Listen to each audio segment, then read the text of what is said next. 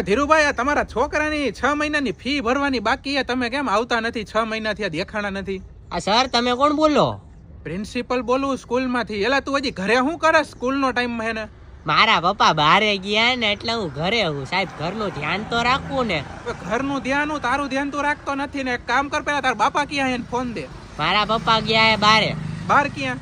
મારા માસાના કાકા ગુજરી ગયા ને ન્યા ગયા હે. એટલે આની પેલા ફોન કર્યો ત્યારે કેસ કે દાદા ગુજરી ગયા હે, એની પેલા તારા કાકા ગુજરી ગયા હતા, હવે કે માસા ગુજરી ગયા. રોજ તમારે ગુજરી જ જઈએ દર અઠવાડિયે કોક ને કોક. શું કરે સાહેબ, સંસાર હે યાર, કોક ને કોક તો ક્યાં આવે હે ને તો જાવું તો પડે હે. અને તાર બાપા ફોન તને દઈને જઈએ ઘરે. હા આની ક્યાં કરસ ને? તું સ્કૂલે ક્યારે આવવાનો? ઈ કે ને કઈ આખું ખાનદાન થોડું ગયું ગુજરી ગયા ની. ના ના ઘરે કોઈ નથી ને સાહેબ. તું તો હો.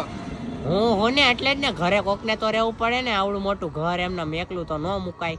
તો હમણાં પરીક્ષામાં મૂકી દે 2 માર્ક ને 3 માર્ક તો નપાસ થાઈસ તો પછી કેતો નહીં તાર બાપાને લઈને આવજે. સર થોડીક તો સિચ્યુએશન સમજો યાર. સિચ્યુએશન એટલે ભાઈ તમારે દર અઠવાડિયે કોક ને કોક ગુજરી જઈએ. કઈ મારા હાટું ગુજરે આવતા નથી તમે. એ તો હવે સાહેબ ભગવાનના હાથમાં હે ને, અમે તો કઈ ભગવાન છીએ નહીં. તને કાલનો છેલ્લો ટાઈમ આપું હું. કાલ તાર પપ્પાને તું સ્કૂલે ન આવ્યા ને તો કાલ સલ્ટી આપી દઈશ લાલ લીટો મારીને. એ હા સાહેબ, હા ઓકે હાલો આવી. કાલ લઈ આવજે ભૂલા વગર. એ હા.